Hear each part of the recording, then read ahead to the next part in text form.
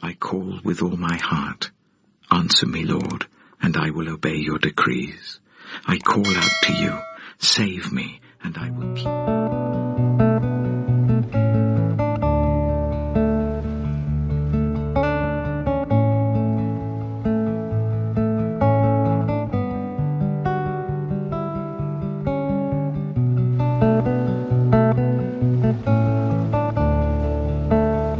I call with all my heart. Answer me, Lord, and I will obey your decrees.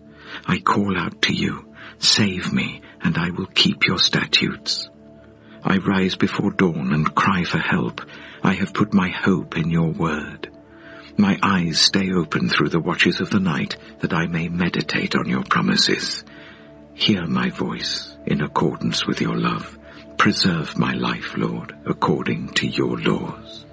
Those who devise wicked schemes are near, but they are far from your law. Yet you are near, Lord, and all your commands are true. Long ago I learned from your statutes that you established them to last forever. Therefore, since the promise of entering his rest still stands, let us be careful that none of you be found to have fallen short of it. For we also have had the good news proclaimed to us, just as they did. But the message they heard was of no value to them because they did not share the faith of those who obeyed. Now we who have believed enter that rest, just as God has said. So I declared on oath in my anger, they shall never enter my rest. And yet his works have been finished since the creation of the world. For somewhere he has spoken about the seventh day in these words, on the seventh day God rested from all his works. And again in the passage above he says, they shall never enter my rest. Therefore, since it still remains for some to enter that rest, and since those who formerly had the good news proclaimed to them did not go in because of their disobedience, God again set a certain day, calling it today.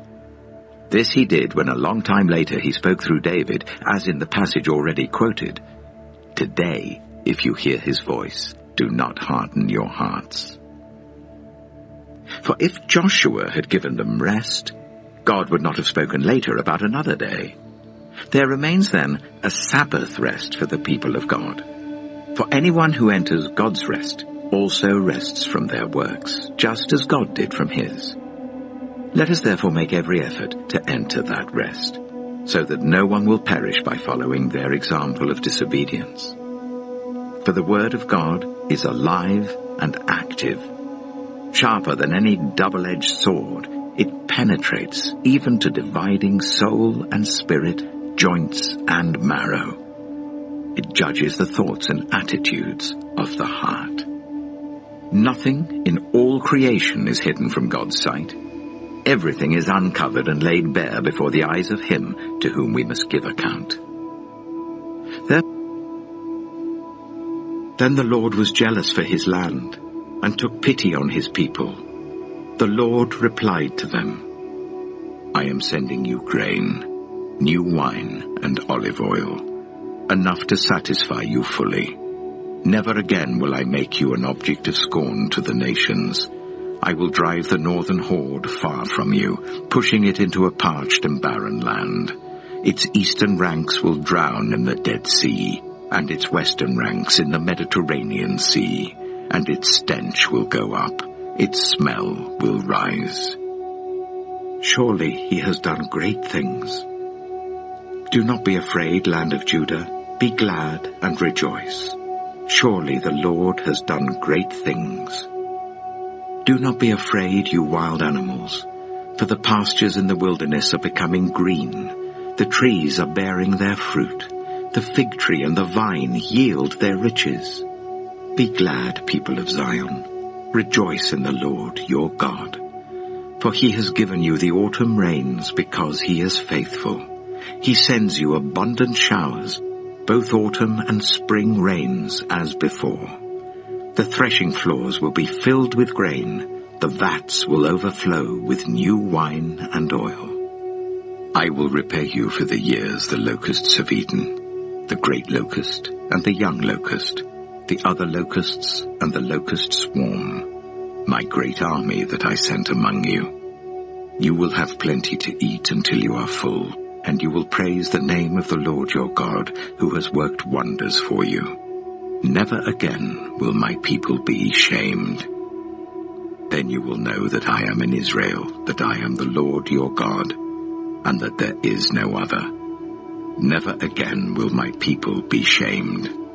And afterwards, I will pour out my spirit on all people. Your sons and daughters will prophesy. Your old men will dream dreams. Your young men will see visions. Even on my servants, both men and women, I will pour out my spirit in those days.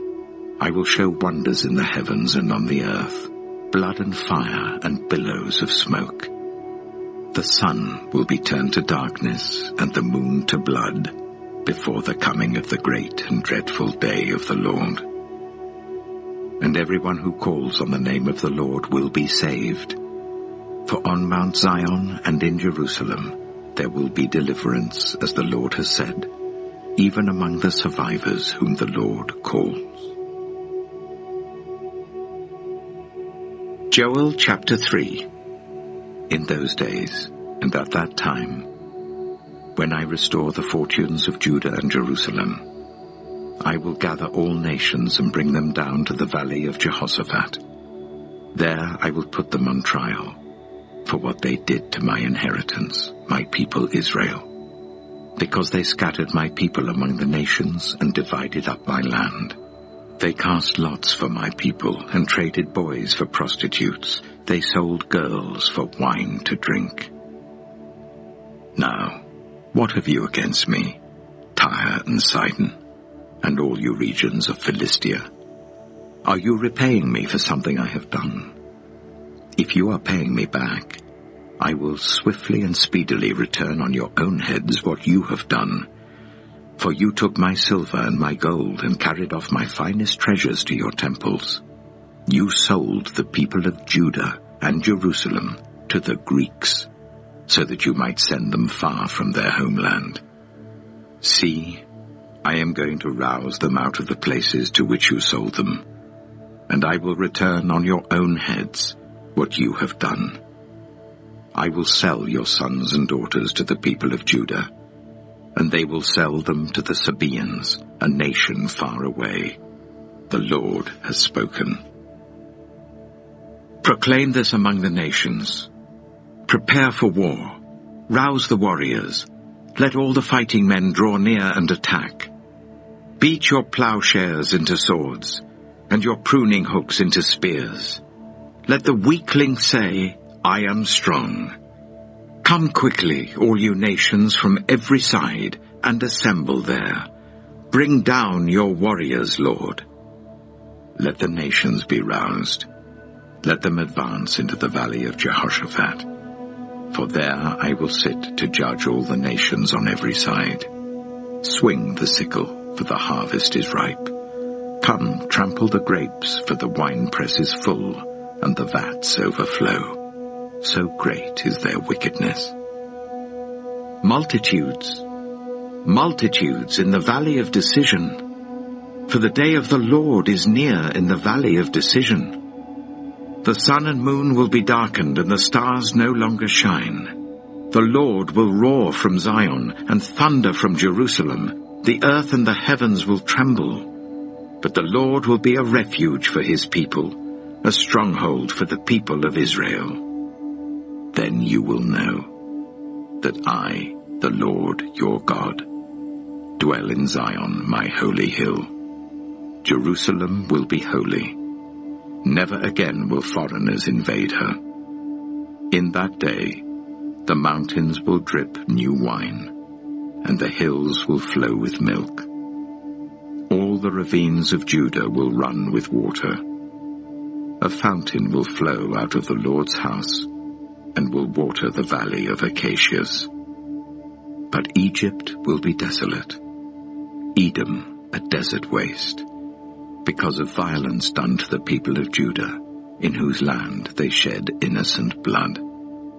Judah will be inhabited forever, and Jerusalem through all generations.